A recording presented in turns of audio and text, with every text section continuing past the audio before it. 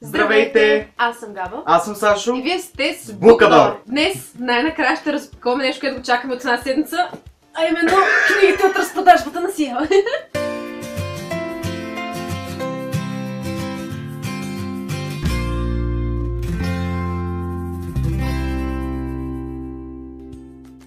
Общо взето си изхарчихме парите, но не съжаляваме, защото си купихме много приятни книжки и сега няма да се правим на изненадани, защото знаем кои са книгите вътре.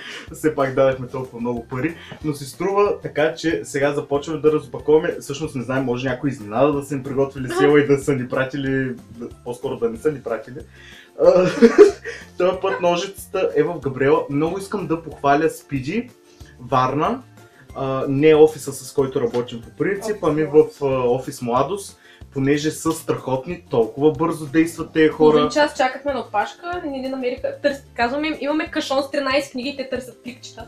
Така че... И Саша естествено по едно време беше на път да избухне, но всичко беше наред, щом Габриела не е избухнала. От Габриела, дай ти покажа как се прави, дай. Okay.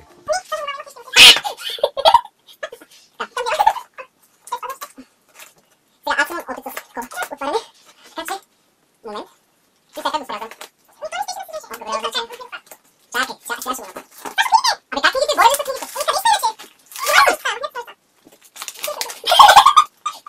Горе ли са книгите? Да ви кажем. Стани, че вече знаете. Габриела, към теб гледам. Не, аз мога. Започваме с последния пак на света. Трубичка номер 1. Първата книга, която... Тук рози и подлест. Така, после ще ги съберем. Първата книга, която изкарвам е Каталог на Сиела. Така, ще го покажем после, ако видим някакво интересно заглавие, което чакаме, така че сега го оставяме. Първо с нещо, което изкарвам е Роза. Това и двамата го имаме, мисля. Да, на Ренея Ти. И как там се произнася. Това е втората на Гнева и зората. Цената е 15,90. Сашо може набързо да ви кажа какво става в първата. Те има ревю горе в ъгълчето с цветно. Само да кажем, корицата. Тази корица изобщо не ми харесваш, когато я видях електронно, обаче да, ние се карахме. Обаче пък после, когато я видях на живо, беше просто оргазъм. Така че, книжен оргазъм. Втората книга, която изкарвам... Още една много красива корица. Това е моя поръчка. Стоян. Ние лъжците! Това е Майсторът на играчки от Краков на Рейчел Ромеро. Става въпрос за магия, тук виждам някакви самолети, война, това, така че изглежда като едно доста интересно четиво. Корицата е прекрасна, може би ще се призная, че закупих тази книга главно заради корицата, защото доколкото знам, да кажем за какво става въпрос, това е някакъв преразказ на Лешникотрошачката, въобще едно кралство, където играчките са нападнати от плъхове и нещо такова, аз доколкото знам се случва, но ако Габа ми я похвали, аз смятам да се я взема, защото е наистина много красиво 14,90 издание. Да, 14,90. Сега няма да смятаме колко е с отстъпката, защото сме тъпи и не можем да го направим. 7,45. Следващата книга е поръчка и на двама ни. Това е Червеното пило на Джош Малерман. Както знаете, имаме няколко ревюта на книгите на Джош Малерман, даже на всички му книги имаме ревюта.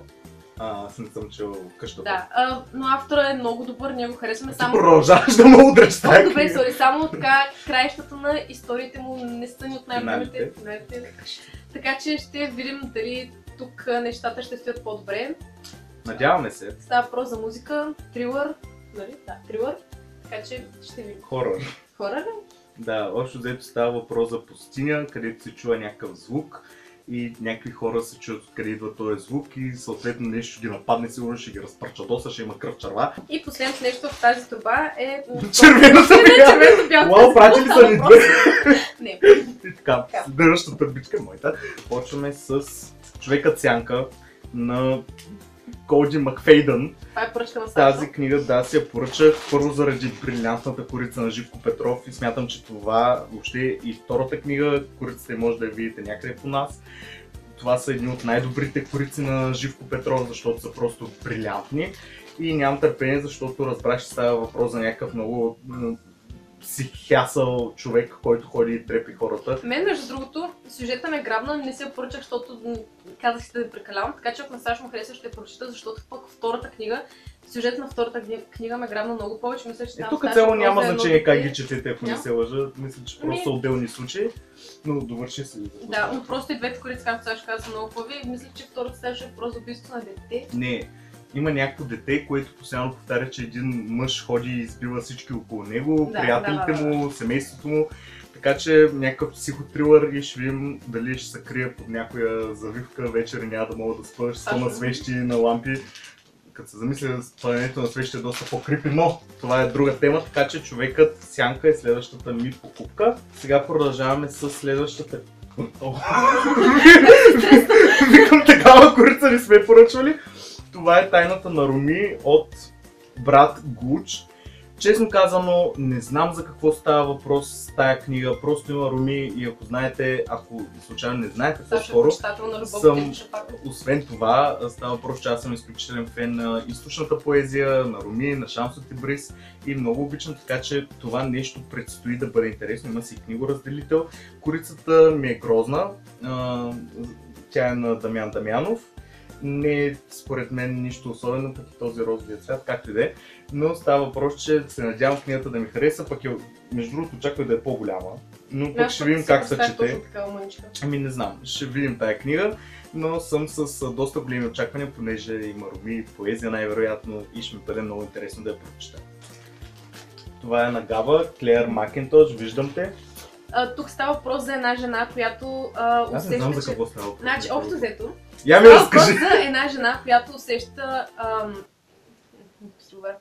Става въпрос за една жена, която в метрото се разглежда вестника и вижда една снимка на една друга жена и общо взето в всеки следващ ден има различни снимки на анонимни жени. Въпросът е, че тези жени не са там по свое собствено желание, има един човек, който ги преследва и се обръща така един важен проблем на мъжете, които преследват жени и... Тръгнало ни на трилъри явно, да, като гледам. Но между другото това поредната брутална, епическа, оргазмична корица на Живко Петров е 95% съм сигурен, да, Живко Петров, защото това е неговия стил и е страхотна. Между другото и другата корица от тази авторка, която се казваше "Оставихте да си отидеш", може да я видите отново някъде по нас, тя също е оргазмична. Продължаваме. Дядо Коледа! Това е нещо с твърди корица. Не. Това е треска за лалета и двамата си я поръчахме на Дебора Могък. Това са... Това е, да. Фактурата. Колко пари сме дали? Родителите да ги болят сърцата. Шуфра. И така, между другото поръчахме си тази книга, защото много искахме да гледаме филма, обаче ние го изтървахме, понеже излезе още лято. Не, само мен сюжета ме грабна, понеже има художници, има... Да, но аз като цяло се заребих по книгата от филма, защото мисля, че филма, когато излезе лятото, тогава пуснаха книгата Сиела, защото е с филмовата корица, както и да е. И един човек, на който много ценя мнението, ми каза, че книгата изобщо не струва. Така че това малко ме разубеди, защото наистина много добре се впадаме с нея, с стиловете, но ще видим все пак. Но ако не знаете, главно става въпрос, книгата се развива назад във времето, става въпрос за жена на художник, която води един 17 век, Амстердам. Скучен живот, но тогава се появява един човек, мисля, художник. Не, още заето, аз доколкото знам, мъжа й наема един художник, който да ги нарисува, обаче тя се влюбва в художника. На това се крепи канала ни на лъжа и простотия. Простотия главно, но тя се влюбва в този художник, аз съм така пристрастна към художници, видя художник някъде, купувам книгата, така че... Убийство на художника предстои софтуер. Художник, ако има, тя е там.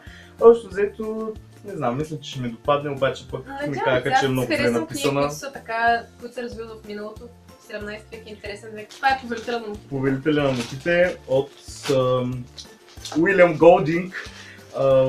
Купих си тази книга, защото всички изтрещяват по нея и всички казват, че това е едно задължително четиво, особено за нашата възраст.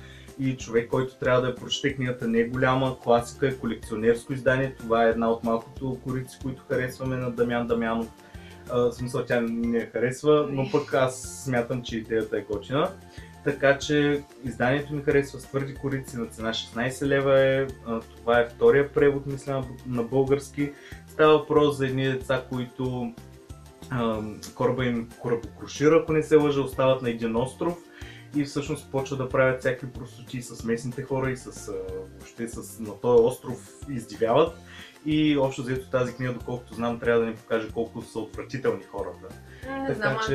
не ме грабна много, пък може да се бърка, може ако на теб ти хареса. Понеже класика, смятам, че трябва да чета такъв тип литература, за да имам някаква подготвеност. И така, това е много хубаво издание. И следва третата и последна, за жалост, труба. Така, първото нещо, което ще изкарам. За жалост. За щастие на нашите.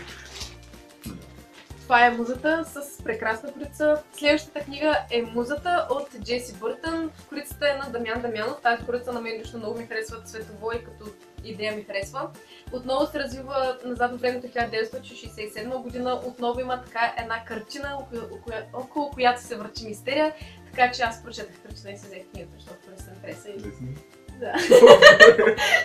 Така че не знам кой знае колко за тази книга, не съм чула мнения, но пък е от същата авторка на Миниатюриста, която има много мнения.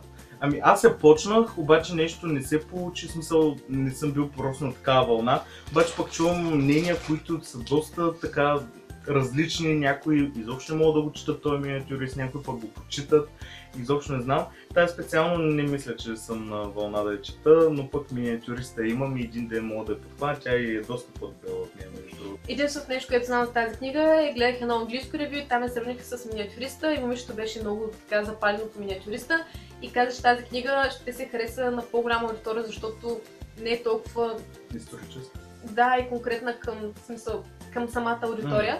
Така че ще видим дали на мен ще ми се хареса. И това е. Ще ви. Следващото нещо, което аз грабвам, това след твоята книга ще оставя.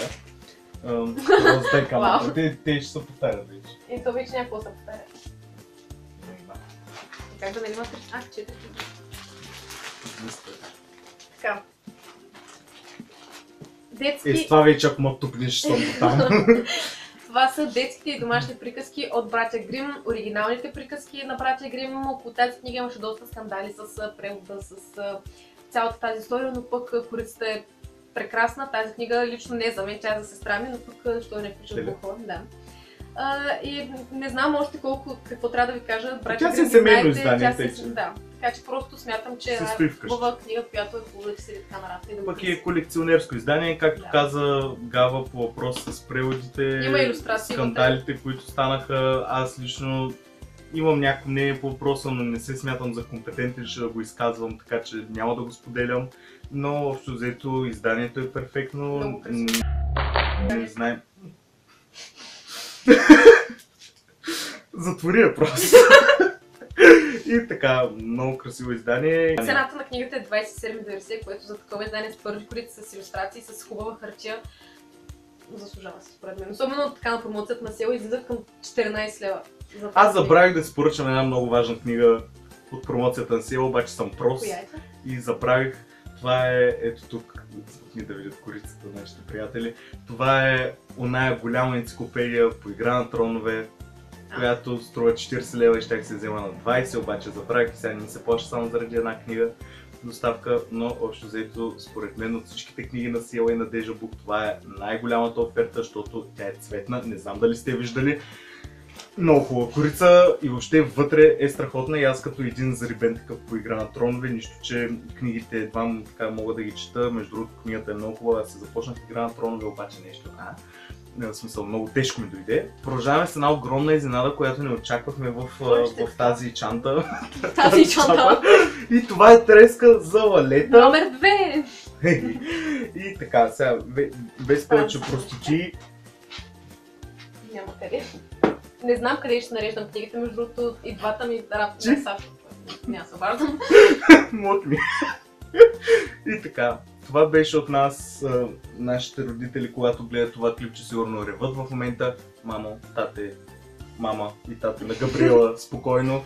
Ние четем, ние сме четящи хора и харчим парите ви за хубаво, за благо, както се казва. Но, между другото, този месец, понеже това е едва началото на месеца, ние сме купихме толкова много книги. Аз имам един ваучер за 100 лева, който също трябва да изразходя и сме купих още няколко книги, така че може да чакате още един бухол този месец. Не си ги накупил още. Не съм ги накупил още, но към средата края на месеца, евентуално ще видите още няколко книжки. Аз ще си кача редовния бухол на края на месеца, защото този месец, освен че ще видите повече от тези книги, всъщност ще си купят този месец доста други книги, понеже избухвам. И така. А пък идва април месец, ще получавам подаръци, надявам се. Тогава на рождение. Да. Между другото, понеже Габа вече спомена кой ми е адреса, така че 8 април може да заповядате да пратите нещо така. Надяваме се да сте харесали нашите покупки, да сме ви запалили да си закупите вие нещо, ще се радваме да чуем вие какво сте поръчали, ако сте се възползвали от намалението на сила, така че долу в коментарите знаете какво да правите, освен коментарите, очакваме и харесвания. И абонирания. И абонирания, така че отдавна не сме го казвали. Не. Няма да изброявам този път, ти ми го каза по един по-добър начин. Това беше от нас, благодарим ви, че ни изтраихте в това клипче и сега почваме да чистим и да се приготвим, защото имаме друг важен ангажимент днес, който не засяга Букадор, така че спокойно ще ходим гадчето да правим на чук за вечеренската и така. Чао, чао!